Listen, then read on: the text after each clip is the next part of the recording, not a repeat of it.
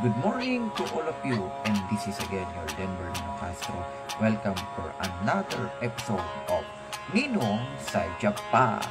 Okay, this is the episode 6 as we are learning through home, through entertainment, educational, brought to you by Ninong TV, your educational blog show. So today in the Philippines, it's 9:57 a.m. and in Japan, it's 10:57 a.m. So, mushi-mushi, arigato to all of our Japanese Filipino there. Arigato to all of you who are still watching and still connecting for our Ninong sa Japan. Okay, our special vlog that we will have as we're still staying at home, we're still locked down and we cannot go out, so we're bored and we're sad. We're still having a game vlog that I will give you. The last time in our episode 5 we do the Mobile Legend, and today we will do the Minecraft. Wow, just like you're doing the farming, you're working on the farm or on the good side. So what is all about Minecraft? So Minecraft is the word Minecraft is a portmanteau of two verbs, to mine and to craft. Punching a dirt block and retrieving a dirt block to build with the first verb, the mining. When you start the Minecraft, it is the first thing you should do. So that is the Minecraft. So now we're studying the game of Minecraft and to entertain. So, are you still locked down in Japan? You're still there? Or you're balikbayan? You just miss our Japanese culture. You can also have here because our Filipino community and our Japanese people is also playing the Minecraft, so through parts of the world, so that you can able to discover. Again, the Ninong sa Japan is a variety of program showing you the cultures, business, the life of Japanese, and of course to view our Filipino OFW, non-OFW from Japan who also miss their country, who miss their Japanese works. So this is Ninong sa Japan is also giving you educational vlog shows and to entertain by your Denver and by your Dilimanyans and other segments, including the educational and entertainment is here. So this is the Ninong sa Japan, and now we will witness all about Minecraft. And did you know that your Ninong is playing Minecraft before since 2014, and after 3 years or almost 5 years, because 2017 is my last play of the Minecraft, and I came back this year because of the pandemic. So check it out, your Ninong create a Minecraft, and I create a house, that's Bahay Kiday, dedicated to Mr. Aries Jacinto Color. So I create a house there, and I want you to check it out, and then you can able to see our kababayan and Japanese people who also play Minecraft. Okay, this is it. Wow, so now I'm playing Minecraft for after 3 years, because the last 2017 ako huling na-play, and I'm making mansion there in schools. But today, ang gagawin ko naman ay simpleng bahay tibay. Okay. Okay, ayan. So, ginagamit ko ngayon is yung mga building blocks. Gusto ko puti yung house. Okay. Ito yung mga gamit. Piniprepare ko na rin. Okay. Mayroon din dito mga baka, mga baboy. Lilitsunin natin yan mamaya. May ulam. Ay. You know, when you're stressed, when you want to refresh, no? Medyo hindi maganda. Let's try to have an entertainment, no? Ito, Minecraft. If we are sad and boring, let's play this game, no? Ayun. And, medyo na-stress tayo, medyo hindi maganda nangyari, let's say sorry and let's do an assessment. Kagaya nito, I'm making assessment, no? Ito, ginagawa ko yung bahay. So, I'm making my bahay tibay today in this Minecraft game. Gumagawa ko ng simpleng bahay tibay. Ang bilis ilagay, isang araw lang. Pwede nang tirhan. Okay, ayun. So, ito yung mga tools. Oo. Ayun. So, laki na. Ayun. So, it means a years, hindi ako gano'n nakapag-play eh. Very busy ang ninong nyo. Siyempre, I'm facing education, business projects, mga ganon, video vlogger of the reportings. Okay, ngayon lang ako nagkaroon ng time dito ngayong pandemya. Okay, ayun. So, check it out. This is Minecraft. I'm making bahay tibay. Okay, ayun. Okay. Ito yung mga tools. So, tinatanggal namin ngayon yung mga bahay tibay, ang bilis ilagay, isang araw lang siya. May bahay ka man, o lumindol o bumaha, basta may lupa ka. Isang araw lang siya, may bahay tibay ka na.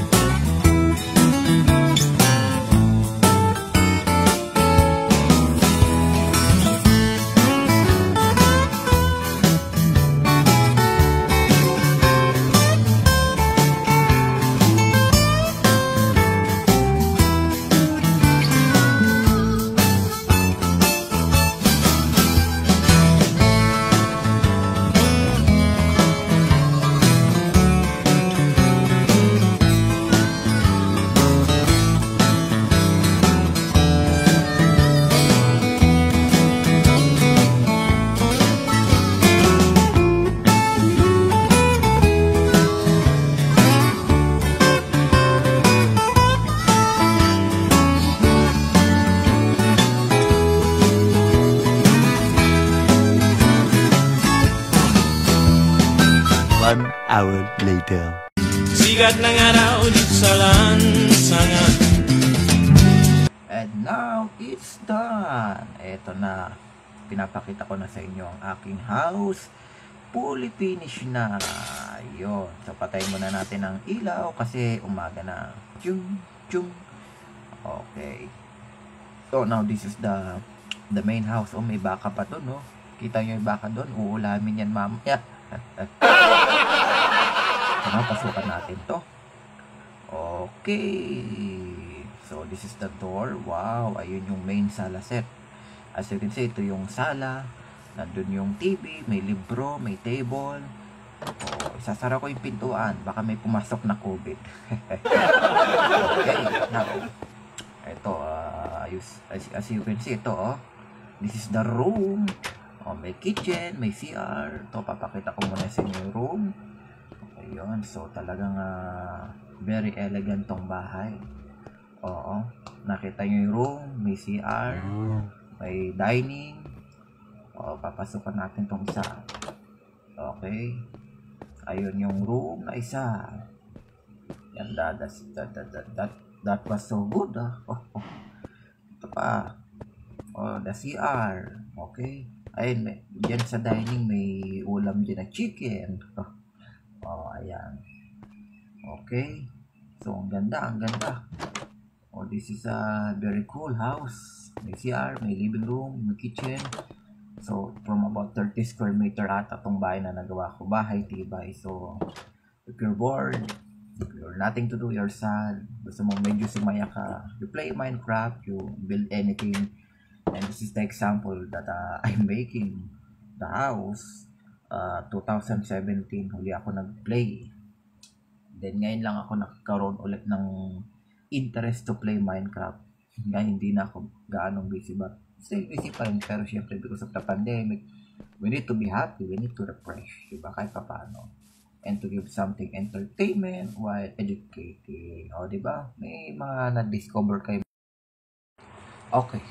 So, just witness the Minecraft there. Your ninong create the house. And that was so awesome. Okay?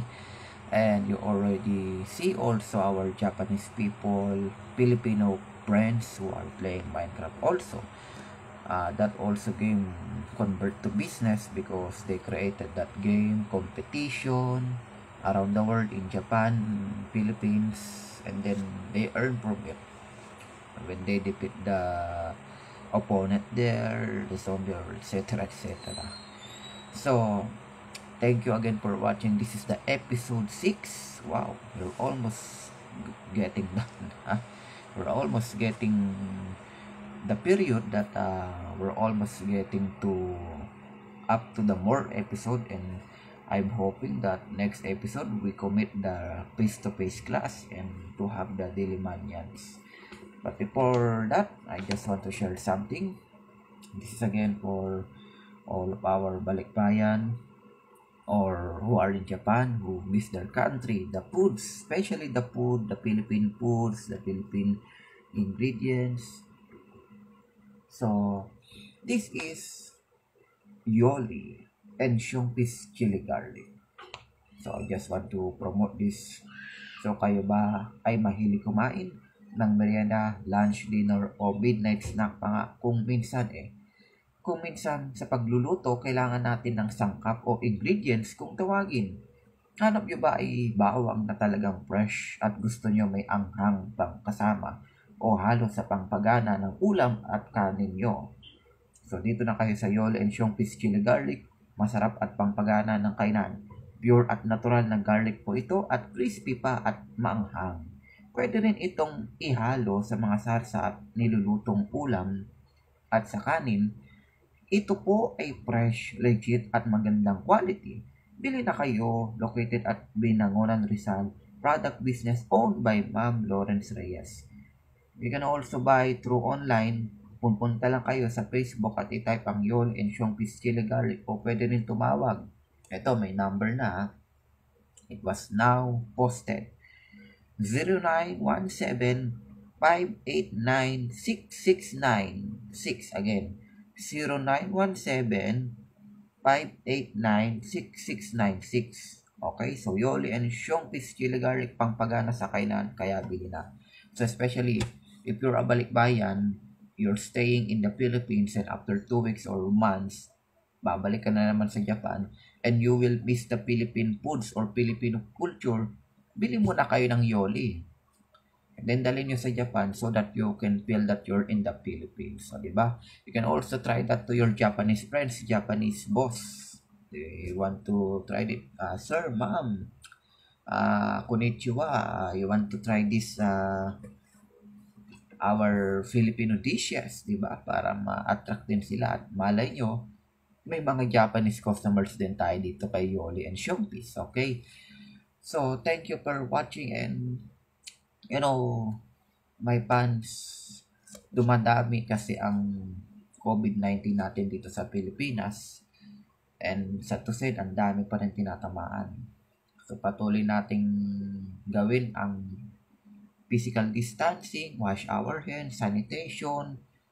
Diba? Lalabas lang tayo kung mamamalengke, kung importante. Pero kung hindi naman ganun ka-importante, bahay na lang muna tayo para safe tayo. At syempre, pag lalabas tayo, you need to wear mask. Ayan. I'm giving you the example so that alam nyo gagawin nyo kapag tayo ay lalabas.